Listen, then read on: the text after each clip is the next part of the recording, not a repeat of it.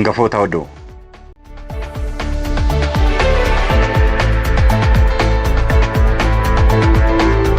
Himatamaan maqaa isaa dhoksuudhaan ragaa sobaa ba'ee hidhaadhaan adabame.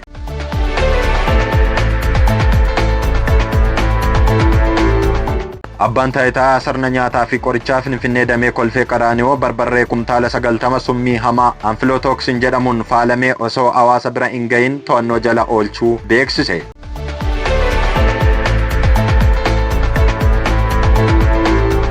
Boba'aa leetirri 1,200 seeraan alaa geejjibsiifamuuf ture to'atamuun isaa ifoomeera.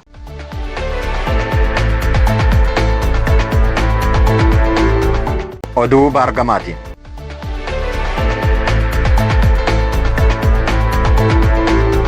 Waraanni Israa'el hoogganaa nageenyaa Iraan Alii Laarjaan irratti aleellaa raawwachuun ajjeesuu ibse. Ashama harka fuunee hordoftoonnii fi daawwattoonni DBS biyya ambaa biyya keessa teessanii DBS hordoftan marti keessanuu alaamanaan sa'a namaan harka fuunee ashama akkam jirtu isiniin jecha oduu DBS irraa qabannee isiniif dhiyaannee jirra. Agaggoo laba oduu keenyaatti nu waliin turtii taasisaa isiniin jenna. Himatamaan maqaa isaa dhoksuudhaan ragaa sobaa ba'ee hidhaadhaan adabame. Himatamaan maqaa isaa Bayyan Kazil Mohammad jedhamu godina Harargee Ba'aa aanaa Dadar bulchiinsa ganda Laalee Quufaa kan ta'e gaafa guyyaa 30 ji'a 6 bara 2018 guyyaa irraa toora sa'aatii 4 yommuu ta'u mana murtii aanaa Dadaritti dhiyaachuunis ragaa sobaa ba'uuf kan inni ture. Maqaa isaa kan dhugaa Bayyan Kazil ta'ee osoo jiru abbaasaaf ragaa ba'uudhaaf maqaan kiyya Obsaan Faaraan jedhama. Himatamaa kana wajjin firummaa hin qabnu ollaa himataa kanaatis jechuudhaan ragaa sobaa ba'uufis kan inni tattaaffii taasisaa ture. Dhugaa waan dhokseef jechuun eeruun dhiyaatee abbaan alangaa erga qulqulleessee booda himannaa seera yakkaa keewwata 453 muraa tokko jalatti banuudhaan dhaddachatti dhiyeessuudhaan falmii seeraa hunda erga taasifamee booda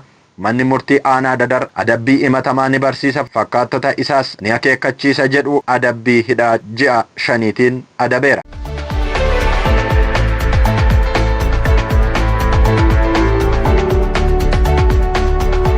Abbaan taayitaa sirna nyaataa fi qorichaa Finfinnee damee kolfee Qaraanioo barbarree kumtaala 90 summii hamaa anfilootoksiin jedhamuun faalamee osoo hawaasa bira hin gahin to'annoo jala oolchuu beeksise. Oomishni kun heeruu hawaasarraa argameen kutaa magaala kolfee Qaraanioo aanaa Duwwaa 7 giddugala gabaa kolfee keessatti kan argame ta'uusaas ibsameera. Akka hojii gaggeessituun waajjira damee kanaa aadde Moonirraa Nagaash jedhanitti barbarree nyaataaf qophaa'ee raabsaan isaa eegaluudhaaf ture kun gatiin isaa tilmaamaan qarshii miliyoona 8 ol taas jedhaniiru. Oomishni kun dhaabbata madaallii wal simannaa Itoophiyaatiin laaboraatooriin qoratamee summiin anfilootoksiin olaanaan keessatti argamuun isaa mirkanaa'eera. Summiin kun osoo hawaasa bira ga'ee rakkoolee fayyaa garaagaraa kan fidu ta'uusaas heerameera.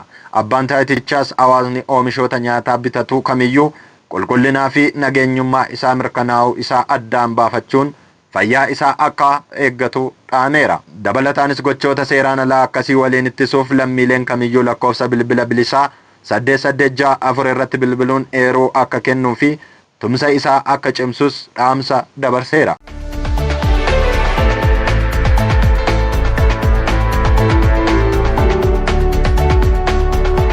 Boba'aa leetirri 1,200 seeraan alaa geejjibsiifamuuf ture to'atamuun isaa ifoomeera. Poolisiin magaala Finfinnee boba'aa leetira 1,200 barmeela 6 seeraan ala magaala keessaa gara naannoo biraatti geejjibsiifamuuf ture to'annoo jala oolchuu isaa beeksise. Shakkamtoonni yakka kana raawwatanis buufata boba'aa naannoo Massaalamaa keessatti argamu irraa boba'aa fe'anii osoo geejjibsiisaa jiranii to'annoo jala ooluu poolisiin magaala Finfinnee ibseera. Poolisiin kutaa bulchiinsa magaalaa Lidataa akka ibsetti shakkamtoonni to'annoo jala Ashannaa fi Xila'uun buufata boba'aa irratti tikeettii boba'aa kan hojjetuu fi konkolaachisaa Sultaan Taklee to'achuus ibseera. Akkasumas shakkamtoonni kun naannoo Peepsii jedhamuun beekamu Finfinnee kutaa bulchiinsa magaalaa Lidataa aanaa 5tti konkolaataa FSR lakkoofsa gabatee 3E5585 qabuun boba'aa leetira 1,200 buufata irraa fe'anii osoo geejjibsiisaa jiranuu to'atamaniiru. Poolisiin akka ibsetti shakkamtoonni boba'aa kana daangaa magaalaa keessaa gara alaatti karaa seeraan alaa geejjibsiisuuf yaalii taasisaa turanis jedheera. Waajjirri poolisii Finfinnee ibsa baaseenis buufataalee boba'aa hojjettoota isaa fi akkasumas namoota dhuunfaa oomisha boba'aa dhoksan yookaanis seeraan ala geejjiba irratti fe'an tarkaanfii seeraa fudhachuu itti fufuu isaa beeksiseera.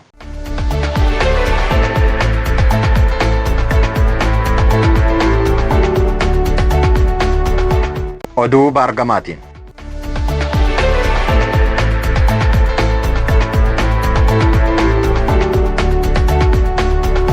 Waraanni Israa'el hoogganaa nageenyaa Iraan Alii Laarjaan irratti aleellaa raawwachuun ajjeesuu ibse. Qondaalli waraana Israa'el tokko humni waraana isaanii barreessaa mana maree nageenya biyyaalessaa Iraan Alii Laarjaan irratti aleellaa raawwachuu mirkaneessaniiru. Qondaalli olaanaa nageenyaa kun waggoota 6 garee milishaa Iraan waliin hidhata qaba hoogganaas ture jette Israa'el. Yoo xiqqaate miidiyaaleen Iraan 2 qondaala nageenyaa olaanaa kana ilaalchisee odeeffannoo jiru ibsuuf akka jiran heeraniiru. Ministeera raayyaa ittisa biyyaa Israa'el Kaatizaa Alii Laarjaan du'eeraa jedhani. Hoogganaan olaanaa Iraan Ayatollah Ali Khamenei otoo hin ajjeefamin dura dhimma Iraan murteessuuf nama kana bakka buusanis turani. Alii Laarjaan kanaan dura Ameerikaan nama odeeffannoo waa'ee isaa kenneef doolaara hedduus akka kennituuf ramaddee turte.